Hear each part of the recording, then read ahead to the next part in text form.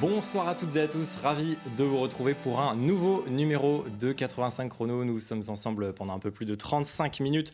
On va parler évidemment comme tous les jeudis soirs des rendez-vous à suivre dans ce week-end sportif vendéen. Il y aura aussi l'entretien 85 chrono de la semaine. On ira proche des bassins de natation, vous le verrez. Et pour m'accompagner ce soir, j'ai le plaisir de recevoir notre expert tennis Pierre Garnier. Bonsoir Pierre. Bonsoir Alexandre. On va faire le tour ensemble de l'actualité tennistique de ces derniers temps. Et puis ce soir, nous allons aussi nous pencher sur une discipline dont on parle peu. Alors enfant, peut-être que vous en rêviez en feuilletant les catalogues de jouets. Eh bien, eux en ont fait leur passion puisque nous allons nous intéresser au modélisme et tout particulièrement aux voitures radiocommandées. Et pour nous en parler ce soir, eh bien, nous accueillons deux membres du Racing Club Lyonnais. Tout d'abord, Cédric Porchier. Bonsoir Cédric. Bonsoir. Vous êtes le secrétaire du club et à côté de vous, Christophe Brousse, l'un des pilotes du Racing Club Lyonnais. Bonsoir à tous les deux. Merci d'être là. Et si on se retrouve, eh bien, c'est parce que ce week-end, vous organisez un événement, la dernière manche des championnats de France de modélisme. Ce sera à suivre à La Roche-sur-Yon à partir de vendredi, les essais, samedi les qualifications et puis dimanche la grande finale. Alors première question peut-être tout d'abord pour vous Cédric, expliquez-nous de quoi est-ce que l'on parle quand on évoque ce championnat de France de modélisme. Alors, le championnat de France, déjà de catégorie A5e, c'est déjà il y a 5 manches tout au long de l'année. Donc, on a la chance d'accueillir la dernière manche, donc ce qui nous donnera le champion de France, les champions de France, parce qu'il y a plusieurs catégories dans la discipline A5e, 5 pour être précis. Et donc, c'est une course de par sa grandeur qui est beaucoup plus compliquée qu'une course classique qui est juste le dimanche, qu'on appelle les courses de ligue ou les courses régionales. Donc là, on est sur 3 jours de compétition. On accueille des pilotes de toute la France, y compris des pilotes qui participent au championnat du monde ou au championnat d'Europe. Donc on va dire l'équipe de France de modélisme, donc des très grands pilotes. Donc ça va être un super spectacle sur la course sur le circuit du Racing Car Lyonnais. Alors vous l'avez dit en tout cas, donc on parle pour ce week-end des 1/5e. Oui. Donc on a plusieurs modèles autour de la table. Le tout premier devant, alors celui-ci c'est 1/8e. Oui. Sur les dimensions, qu'est-ce qui change entre 1/8e, 1/5e? À quelle taille on se situe à peu près? Alors, sur un 5e, on est à 1/5e de l'échelle 1, donc des vraies voitures. Donc, on va tourner sur des voitures qui font un peu plus de 60 cm de long et qui vont peser à peu près 10 kg, 10-12 kg, avec des moteurs de 23 cm3, donc autant dire des moteurs des broussailleuses ou de tronçonneuses. Hein. C'est les mêmes types de moteurs en thermique qui marchent au mélange. Donc, c'est des voitures qui ont la particularité d'être très proche au niveau pilotage qu'une vraie voiture, beaucoup plus proche de par les sensations que ça procure aux pilotes. Voilà, sur la partie 5. Justement, donc Cédric, vous êtes un pilote aussi, mais il y a Christophe qui est bien sûr licencié au Racing Club Lyonnais. C'est quoi les sensations quand on conduit une voiture radiocommandée? Vous avez à côté de vous ce qui permet justement de la driver, cette voiture. Les sensations, elles sont assez... Enfin, ça peut paraître paradoxal, on a vraiment l'impression d'être dans la voiture, quoi. Donc on est situé sur un podium, on pilote en hauteur, de façon à pouvoir surplomber la piste, qui est comme une piste de karting, mais à l'échelle réduite. Et donc on va avoir des poussées d'adrénaline, les accélérations dans les batailles pour garder sa place ou pour essayer de doubler. On a également la pression de la gestion de la course, puisqu'on est obligé de passer pour des ravitaillements, des changements de pneus, selon la durée de la course et l'abrasivité de la piste. Donc on est dans notre élément, il faut qu'on règle notre voiture, il faut qu'on l'adapte au maximum. On a plein de possibilités de réglage, aussi bien au niveau du carrossage que de l'empattement, que plein de petits détails qui font gagner des dixièmes, des centièmes pour aller le plus vite possible. C'est ça, il y a plein de petites pièces qu'on ajoute, qu'on enlève, on customise vraiment la voiture au fil du week-end et puis au fil de la saison. C'est un peu ce que font les pilotes aussi ce week-end sur ce circuit. C'est ça, il y a ce qu'on appelle un setup de base sur les voitures par piste, c'est-à-dire que les pilotes, ils ont souvent des cahiers ou des fiches suivant le nombre de circuits où ils vont, et ils vont adapter, par exemple, l'huile des amortisseurs, tout comme la dureté des amortisseurs en changeant les ressorts, ou même les pneus, comme j'ai devant moi des pneus pluie ou des pneus slick ou des pneus crantés. Ça dépend du type de piste, du type de bitume, de la température, de l'humidité. Et bien sûr, en fonction de la météo et de la compétition, la piste change. elle est plus gommée, donc les réglages changent, on va durcir le différentiel, on va changer 2-3 réglages à droite à gauche pour gagner, effectivement, comme dit Christophe, quelques dixièmes au tour. On a quelques images justement de cette piste qui est située aux Oudéries à La Roche-sur-Yon, une piste de 305 mètres, c'est ça, de longueur, avec, vous me le disiez Cédric, un des meilleurs tours autour de 20-21 secondes. Il va y en avoir de très nombreux évidemment pendant ces 3 jours, de nombre de tours. Comment est-ce que ça s'organise une course? Il y a un vrai départ, combien de tours, quelle allure? Racontez-nous, parce que c'est vrai qu'on connaît peu finalement. Alors, sur l'organisation, sur la partie, on va dire, qualification, c'est ce qu'on appelle des départs lancés. C'est-à-dire que les pilotes, ils tournent et il y a un chronomètre. On a une informatique assez conséquente avec des capteurs sur la piste. Et chaque voiture est équipée d'une petite puce. Un peu comme le même principe que le karting ou le vélo. Et donc, quand la voiture passe sur ce qu'on appelle la boucle, elle enregistre son temps. Donc, sur les qualifs, c'est à peu près 7, 8, 9 minutes de qualification où les pilotes vont pouvoir tester leur réglage. Et sur le final, par contre, on est bien sur un départ en grille. C'est-à-dire qu'on fait un tour de chauffe, les voitures se mettent en grille, on lance le décompte et c'est parti pour 30-35 minutes de course. Comme de la Formule 1 finalement? Comme de la Formule 1, et en nombre de tours, les meilleurs pilotes ils vont pouvoir faire 80 tours faciles. Ouais. Justement, Christophe, vous êtes un pilote. Est-ce que vous serez sur ces championnats de France, vous, ce week-end? Ou quel va être votre rôle, si ce n'est pas le cas? Alors, moi, je ne ferai pas la course parce que je cours dans une autre catégorie. Je tourne en 1/8e, donc le véhicule qu'on a là. Moi, je vais être responsable du contrôle technique, donc avec des collègues du Racing Car lyonnais. Mon rôle, ça consiste, justement. Voilà, mon rôle, il va être de vérifier que les voitures sont bien conformes au règlement qui a été édité par la Fédération française de véhicules radiocommandés. Donc on a plusieurs points à vérifier, que ce soit je ne vais pas rentrer dans tous les détails, mais la largeur de la voiture, la taille des ailerons, la hauteur des caisses, la conformité de la coque, si elle est vraiment homologuée, le filtre à air, il y a plein de points à vérifier. Chaque point est annoté avec un petit sticker qui sera apposé. Et à la fin de chaque qualification, les véhicules, donc ils passent déjà une première fois leur voiture pour vérifier la conformité. Et à la fin de chaque séance de qualification chronométrée ou à la fin de chaque finale, ils repassent au contrôle technique pour qu'on vérifie que tous les éléments qu'on avait marqués sont bien en place et que la voiture correspond toujours au règlement. Donc votre rôle à vous, ça va plutôt être d'être dans les paddocks, c'est ça, en amont justement des courses Moi, je vais être dans une petite cabine, un joli bungalow, avec 2 collègues. On a notre balance, on a nos gabarits, et les pilotes se présentent et on vérifie à chaque fois la conformité de leur véhicule. Et alors, ces pilotes, justement, ils viennent d'un petit peu partout en France. Est-ce qu'on va avoir des pilotes vendéens, des pilotes ligériens, peut-être? Alors, on va avoir un pilote vendéen, ça c'est sûr. Un membre du club fera la compétition. On aura quelques pilotes de Nantes et probablement aussi de la Pommeraye. Et après, ça vient de tout azimut, de toute la France. 72 pilotes inscrits. 72 pour l'instant. Inscription close, c'est ça? Inscription close, voilà. Pour ce week-end. Et puis alors, Christophe, vous nous avez dit que vous étiez un petit peu donc, le monsieur contrôle technique. Ouais.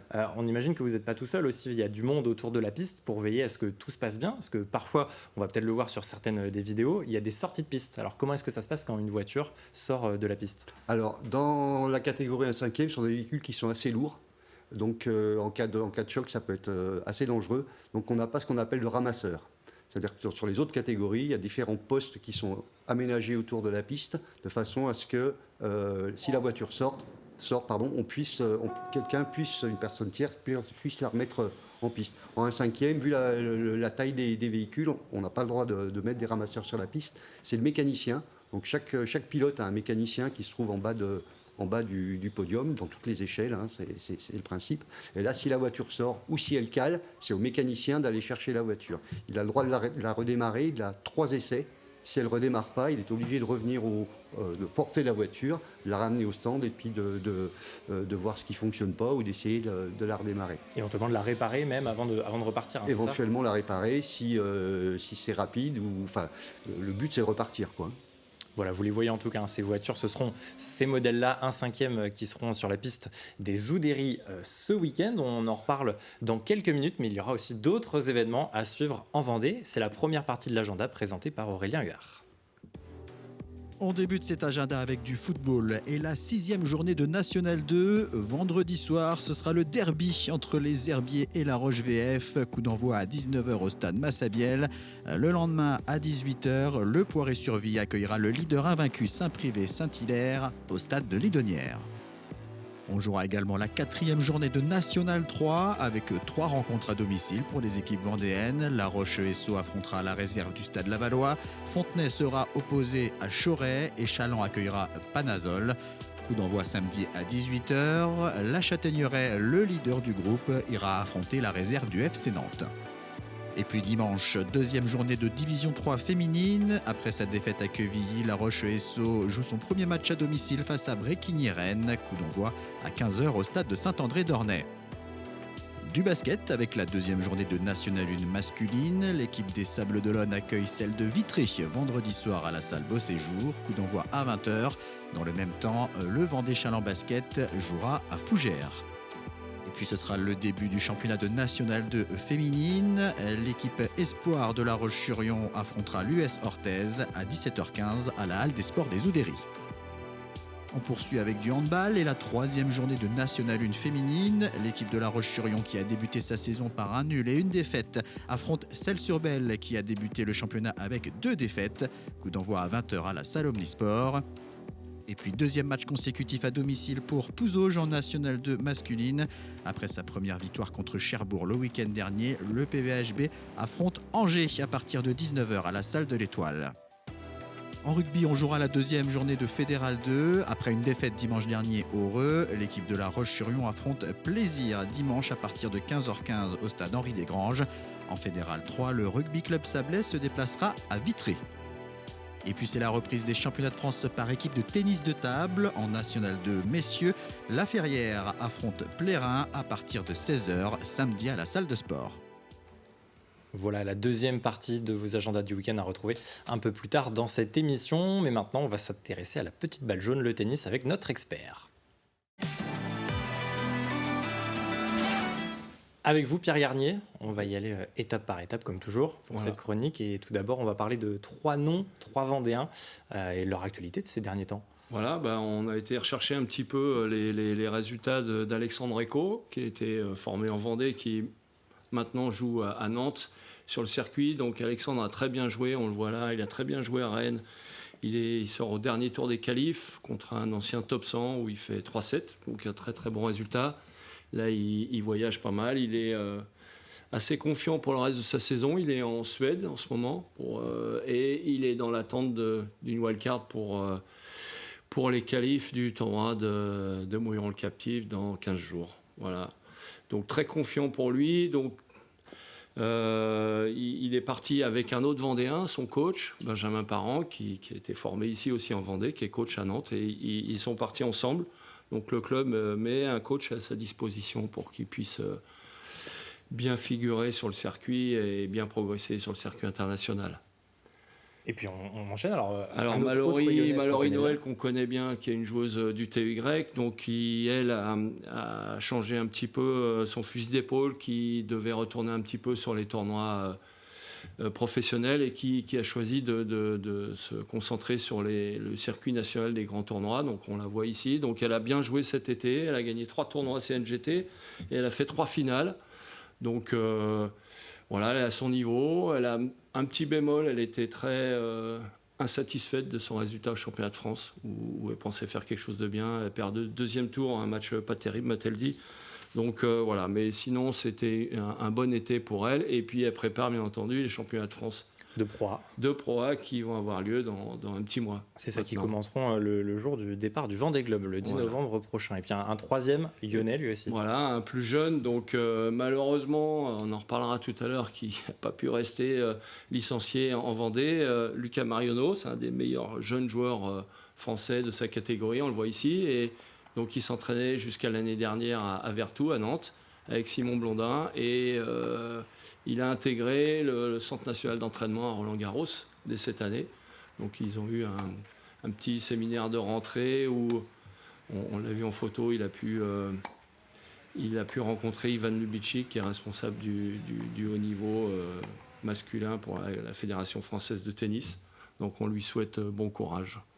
Et puis justement, la transition est toute prévue, puisque vous vouliez parler des jeunes dans le tennis vendéen. Voilà, alors la Vendée, c'est une terre de tennis, surtout l'été. Les tournois côtiers ont fait le plein cet été, encore une fois, avec des nombres de matchs incroyables sur tous les côtes, entre toute la côte, entre la Tranche-sur-Mer jusqu'à Saint-Jean-de-Mont. 400 par semaine. Voilà, 400 par semaine, par tournoi, donc énormément de monde, des joueurs et des jeunes joueurs qui viennent de partout en France. Donc la Vendée, c'est une terre de tennis. Et donc, il serait bien que nos jeunes Vendéens, les clubs vendéens aussi, se rendent compte de cette chance qu'ils ont et organisent un petit peu plus pour eux des tournées d'été pour qu'ils puissent aller un petit peu plus se frotter là. Parce qu'en ce moment, on a un niveau de jeu qui est moyen. Donc, il n'y a plus d'équipe masculine en championnat de France en Vendée depuis la première fois depuis peut-être 30 ans. Donc c'est un petit peu dommageable. Le niveau de jeu n'augmente pas. On a du mal à garder nos espoirs, comme on a vu avec Alexandre Eco, Lucas Marionneau. Là, il y avait une bonne joueuse, Talia Lerunigo, qui vous avez fait un portrait, je crois, l'année dernière. Donc elle est partie en Bretagne, à Vannes. Donc c'est un petit peu dommage tout ça. Donc le comité départemental là-dedans, il suit les directives fédérales. Alors, les directives fédérales, on entraîne beaucoup les jeunes jusqu'à 11 ans. Voilà. Et après, on fait ce qu'on peut. Soit ils sont très très forts et ils partent dans les pôles France, soit ils ne sont pas suffisamment forts et ils retournent dans les clubs. Donc là, c'est un petit peu problématique. Et le comité départemental n'a plus de structure couverte pour entraîner les jeunes dans l'année. Donc ne peut pas mettre en place des entraînements pour les plus de 11 ans. Donc tout ça, c'est très dommageable. Les élections approchent. Voilà, il y a 2 listes dans le comité. Il va y avoir 2 listes pour la présidence de la Fédération française de tennis. Donc en ce moment, ça parle beaucoup. Donc il faut espérer que ce soit... Les choses vont peut-être évoluer dans le bon sens, c'est ça? Voilà, faut que cette thématique autour des jeunes et de la formation des jeunes dans des départements ruraux comme le nôtre soit à l'ordre du jour de tous ces débats. Et puis, avant de conclure votre chronique, Pierre, vous vouliez parler d'un grand monsieur du tennis vendéen. Voilà, alors là, c'est beaucoup moins drôle. On a Henri Moreno, qui est le président fondateur de la Coupe de Vendée, on le voit ici, qui est décédé mardi. Donc, c'est un des grands personnages du tennis vendéen, avec qui j'ai travaillé pendant 20 ans. Donc, il a été à la fois président du tennis en Tantionnaise, président du comité départemental, créateur de la Coupe de Vendée, président du COV, etc., qui est à l'origine du tournoi de Mouillon-le-Captif avec Jean-Yves Breton. Donc voilà, c'est un grand dirigeant qui était particulièrement à l'écoute pour ce qui était de la formation des jeunes. Et sous sa présidence au club, au TUY ou bien au comité départemental, ça a été les grandes heures de la Vendée, puisque la Vendée était un des meilleurs secteurs formateurs de toute la Ligue à ce moment-là. Donc maintenant, on est un petit peu plus loin. Mais c'était sous l'impulsion de ce grand monsieur du tennis. Voilà, un grand monsieur du tennis avec un bel hommage. Merci Pierre, qui est donc décédé, c'est ça, à 92 ans. Mardi, Henri Moreno. Voilà, on pense bien à lui. Et on va passer sans transition avec cette fois l'entretien 85 chrono de la semaine. Et cette semaine, l'entretien 85 chrono, je vous le disais, s'est installé au bord des bassins de natation et c'est le président du comité de Vendée de natation, Jean-Gabriel Berthomès, qui a accepté notre invitation. Alors, constate-t-il en cette rentrée le fameux effet Léon Marchand après cet été olympique? Quelles sont les grandes lignes de la saison à venir en Vendée? Bien, élément de réponse dans l'extrait de l'entretien. Bonjour Jean-Gabriel Berthomès. Bonjour. Merci de nous accueillir ici. Alors on est juste en hauteur du bassin de natation de 50 mètres de la piscine Arago à La Roche-sur-Yon. Et si on se retrouve ici aujourd'hui, c'est pour parler natation. Donc vous êtes le président de La Roche-sur-Yon Natation, mais vous avez aussi une double casquette, Jean-Gabriel Berthomès, puisque vous êtes le président du comité de Vendée de natation. Alors on se situe toujours en ce mois de septembre en une période particulière qui est celle de la rentrée. Comment est-ce que cette première partie du mois s'est déroulée pour vous du côté des bassins?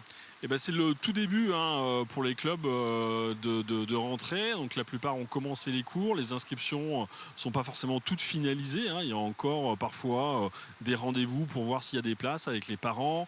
Il y a toutes les réunions qui ont pu être faites pour présenter les clubs sportifs dans les différentes communes qui ont des clubs. Donc voilà, les cours reprennent.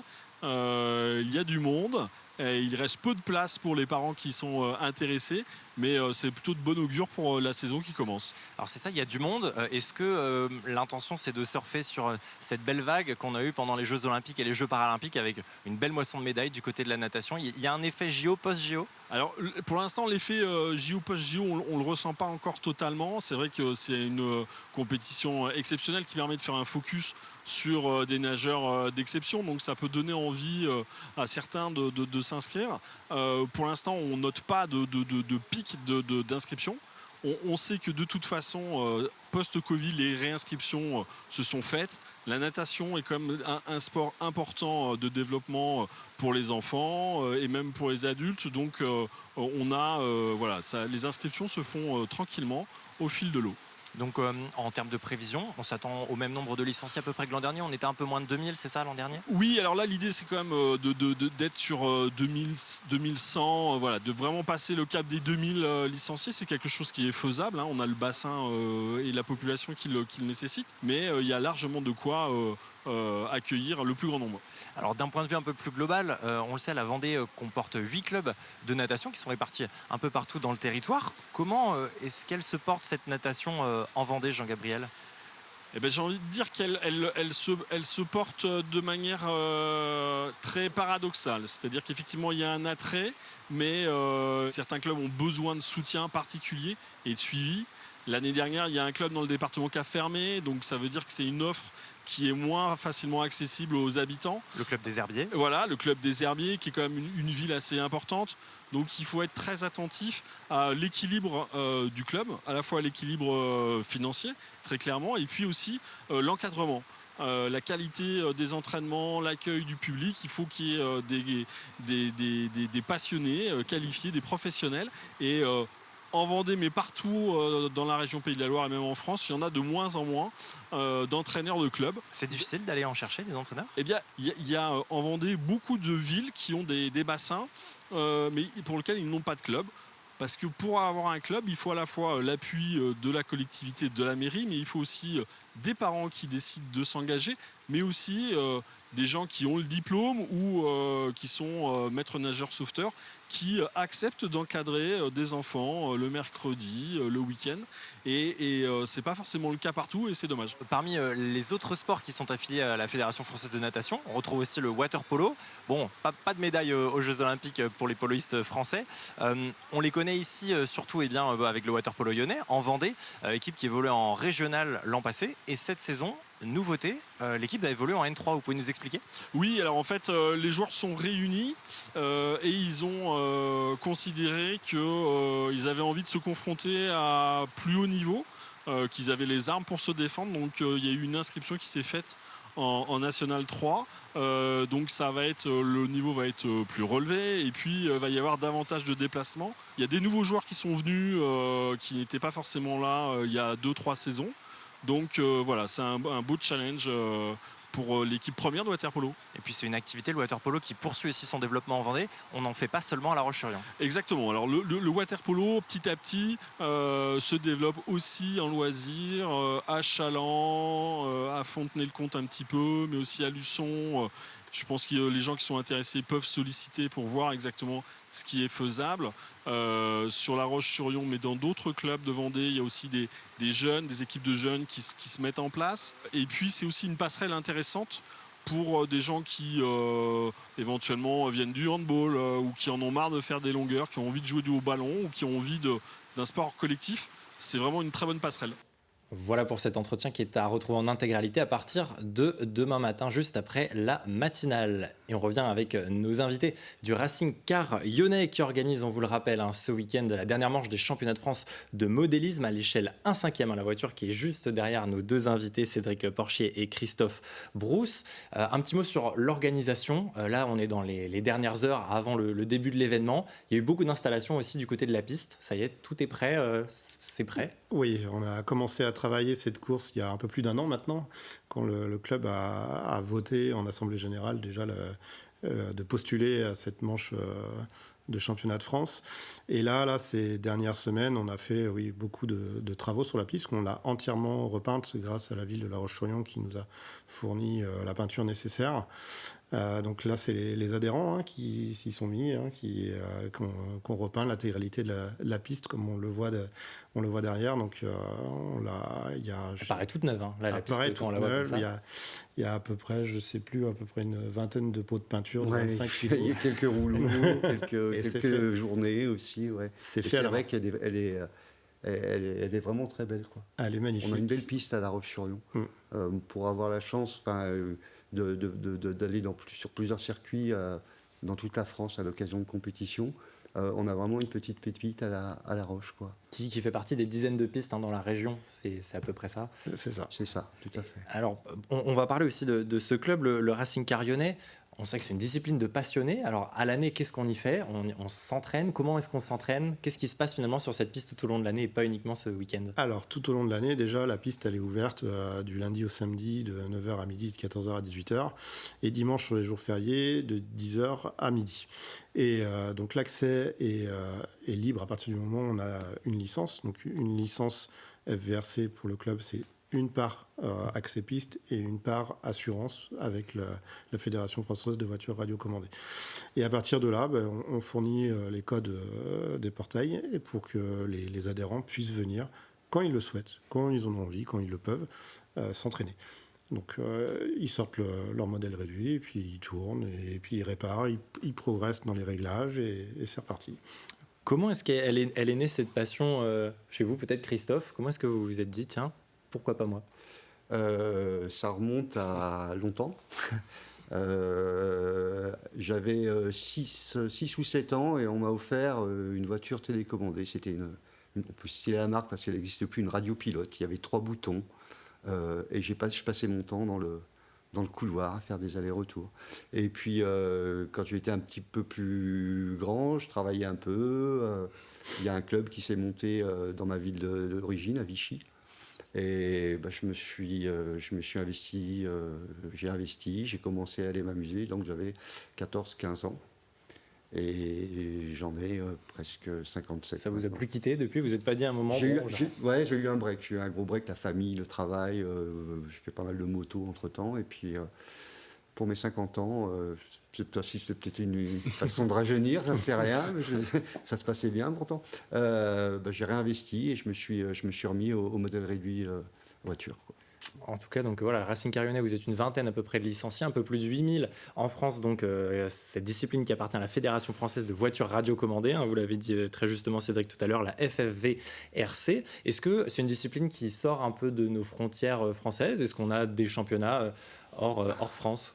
Oui, tout à fait. Il y a des ligues comme l'EFRA, il y a donc un championnat d'Europe et un championnat du monde. Alors je ne sais plus si c'est une fois tous les ans ou tous les... Alors il y a le championnat du monde, c'est tous les 2 ans. Le championnat d'Europe, c'est tous les ans. On a un champion d'Europe en Formule 1, oui, qui sera là présent, qui est double champion d'Europe. Et il doit être quadruple ou quintuple champion de France. Là, il a joué un peu de malchance. Il a fini quand même, c'est un super résultat. 2e en Italie pour les derniers championnats d'Europe.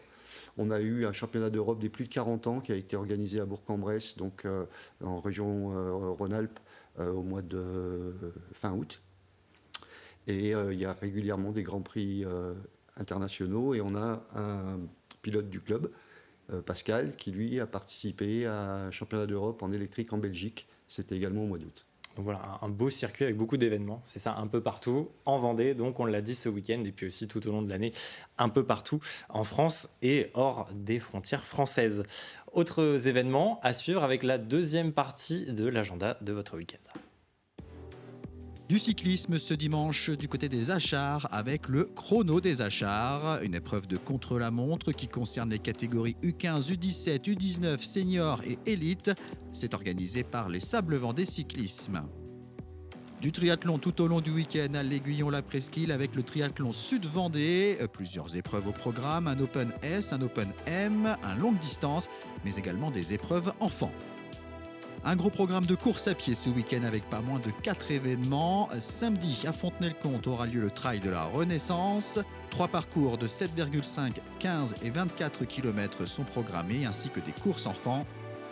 Du côté de Saint-Hilaire-de-Riez, ce sera la course de la Corniche vendéenne samedi à partir de 10h30 avec non pas une mais 5 courses au programme, 3 en solo de 7, 14 et 21 km, une solo pour enfants et un duo elle et lui de 7 km. Un parcours de marche sera également proposé. Dimanche auront lieu les semi-marathons et 10 km de Némy. Il y aura également un semi-marathon en relais et des courses pour enfants à partir de 9h15. Et du côté des herbiers, l'amicale des sapeurs-pompiers et l'Athlé-Bocage Vendée organisent les 10 km des herbiers. Une course de 5 km et des courses enfants sont également au programme. Les amateurs de sport automobile pourront se rendre du côté du Poiré-sur-Vie ce week-end avec le 22e Rallye de la Vie. 106 concurrents sont attendus pour 7 spéciales. C'est organisé par l'Azaco Vallée de la Vie et Poiré Sport Auto. Et on termine cet agenda avec du billard et un tournoi régional de blackball de vendredi à dimanche au complexe sportif de Chavagnant-Paillé.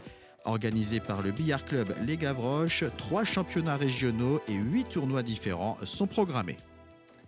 Et parmi les autres rendez-vous du week-end, cette fois sur TV Vendée, eh bien, en fin de semaine, vendredi, ne manquez pas un nouvel épisode des légendes du Vendée Globe. Après Titouan Lamazou et Alain Gauthier, c'est cette fois-ci au tour de Michel Desjoyaux, l'unique double vainqueur du Vendée Globe. Un épisode qui sera à retrouver très vite sur tvvendée.fr, dont voici un extrait. Si l'on parle d'une des images marquantes de vos 2 Vendée Globe, laquelle retenez-vous ? Je vais jouer dans la facilité, mais bien évidemment l'arrivée. Surtout quand c'est la victoire. Laquelle alors ? Les deux, je prends les deux. On sait quand on part que quand on reviendra au sable, quel que soit d'ailleurs le classement, c'est ça qui est génial sur cette course, quel que soit le classement, il y aura du monde.